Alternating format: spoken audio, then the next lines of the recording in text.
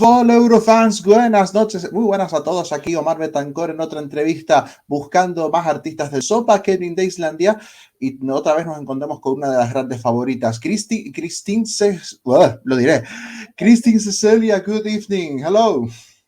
Good evening, hi. How are you feeling? I'm feeling good, I'm excited. Let's just start talking about your song. Terrified in English, in Icelandic is Obik Thir, if I pronounce it well. How you get the opportunity of participating in Söngvakeppnin this year? I've wanted to send in a song for some years, and then I decided this was the year I wanted to do it, at least send in the songs. So actually I sent in 2 songs, and then they called me and said, "You're in the competition," and I said, "Okay, which song is it?" And they said I could choose. So I chose Terrified. But yeah, I went in a session with my friends Vetle and Tiril, and I just wanted to write a Eurovision song. I felt that the feedback for your song was really, really good. What do you feel the feedback in your case? I think so as well. It was really fun when the songs came out, and I watched people like 15 minutes after the show came out. I saw some people already were ranking the songs, and the first video I watched, I was number 1, so that was really fun. It's been really nice, and people were saying very nice things. You have the English and Icelandic version. I suppose that if you pass through the final, you will sing the English version. Yes, that's the plan at least. Because it was written in English originally. Yeah, it was written in English, and I only write in English, and I always have, so that's like more natural to me. But it was still really fun to try to do something different with writing it in Icelandic as well. You never sang in Icelandic, even in your beginning of your career. No, not really. I started writing songs when I was like 12, and the first songs I wrote were in English. So I've really only written like 3 songs in Icelandic before. And what are the inspirations and the story behind this song? Because I wrote the lyrics and it's really deep, really meaningful, no? Yeah, it is. It's really personal to me. For me, it's about a breakup that I went through, and sort of the beginning. I mean, I had a breakup that I didn't expect, and it just happened really suddenly for me. And then I just felt really scared, terrified, about the future, and I didn't know where I was going, what I was gonna do now. It just felt like my whole reality kind of was changing. So the song is about that first feeling, but then also knowing that it's gonna be okay. You just have to keep moving, sort of. And I wanna ask you one of the composers because it was a participant of MGP with Love Her Tiril Visland. The first question: How you see her in the Melody Grand Prix? Sadly, no, didn't go through to the final. But how you see her in the Norwegian selection? Oh, I watched it in my car because she was competing on the night that they announced that I was competing. So I was on my way to watch it. I was on my way in the car to watch that show, but then I watched the MGP in my car and I was sobbing the whole time. She was like so beautiful. Her voice was like so good. She didn't like no false notes. It was just perfect. I was so sad that she didn't make it to the final, but still it's the first thing that she's released and like done. So it's so impressive. And it's been really like nice to talk to her about being in the national finals. It's really nice.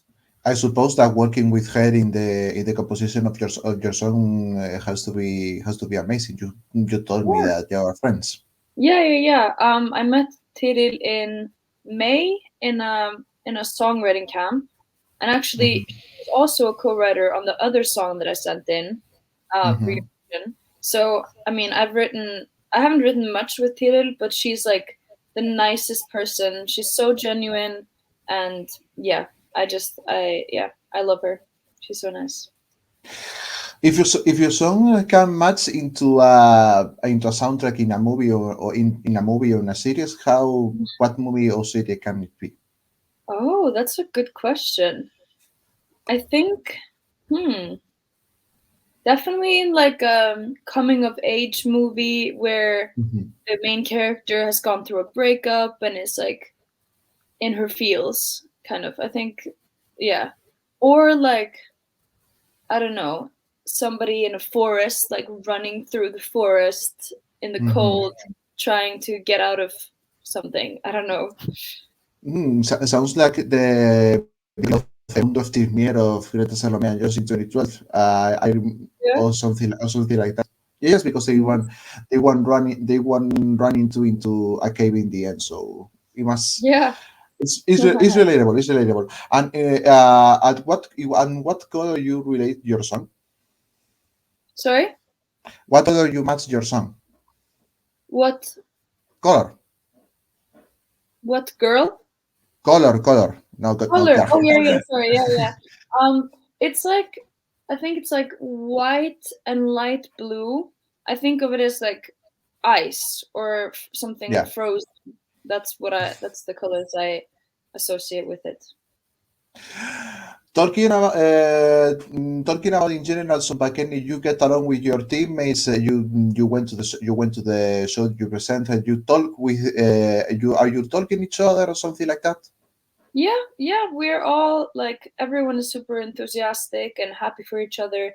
We're gonna meet this Sunday and go out to dinner together and try to do something fun as a team before we have to compete against each other. Mhm.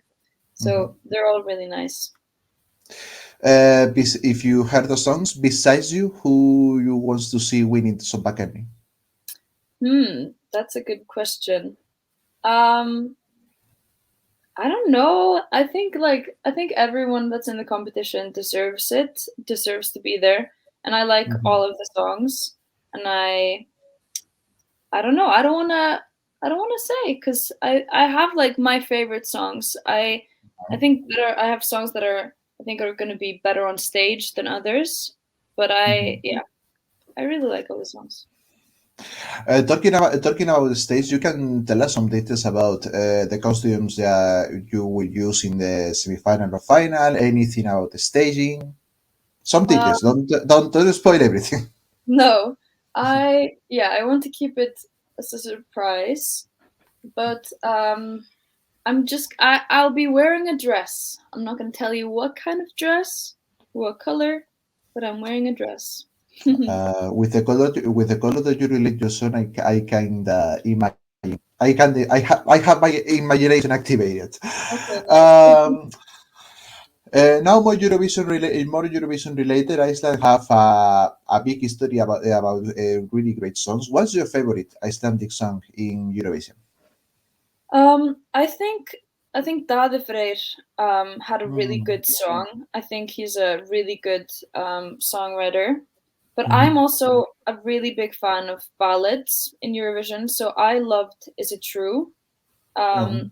when we got second place.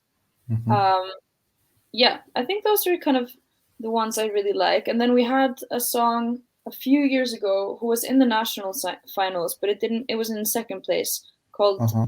"I síðasta skipti" um, by Friðrik Dór, and that's become like a classic in Iceland. I remember him. Thanks for Yeah, telling me that I remember him.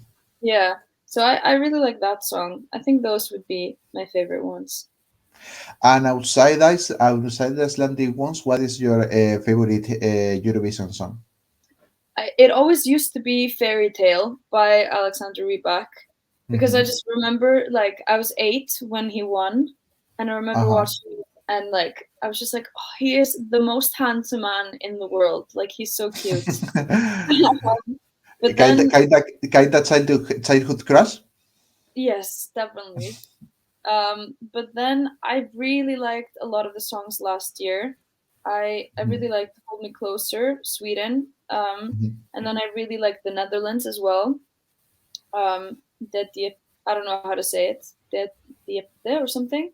Die Diepte, yes. Yeah, I really like that song.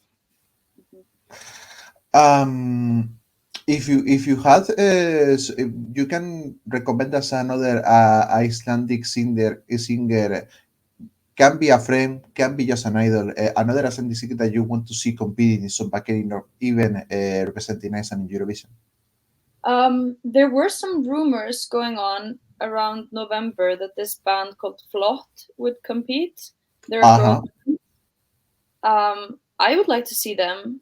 I think they could do really well because they're like a girl band, girl power. They'll wear some cool costumes probably. So that's probably who I would pick. But it's a different vibe, like, for example, Dr. Reykjavik, no? Yeah, it's a different vibe. I really liked their song last year. But it's a different vibe. It's more poppy. It's not so like hip hop kind of. But yeah, I think they're really cool. Besides all that happens in Söngvakeppnin, what are your future plans for your career, singing or songwriting? Yeah, I've been releasing music for a few years now. And I have an EP that's almost ready that's I want to release. And my goal is to, I mean, the only thing I've wanted to be is a musician. So I just want to work as a musician. And I like performing, I like writing songs. So I want to write for others, I want to write for myself and just release music and go on tour and just, yeah, be a musician. With what singer would you like to make a song? There's a lot of like songwriters I think are really cool. I'm a huge Taylor Swift fan, so I'd love to work with her. And then I really like Julia Michaels as a songwriter. I would love to write with her. I also like a lot of Norwegian artists. I like Sigrid, and yeah, I don't know. There's a lot of cool people. You have a lot of tastes, I think, for the names that you said me. Yeah. So, Kristín, thanks so much to talk with us. If you want to say a few last words for close this interview to the Icelandic peeps that can see us, or Spanish peeps also too, Yeah. is your moment to close this interview. Thanks for watching. I hope that you check out my songs on Spotify, and I'm excited to show you my act in the semifinals.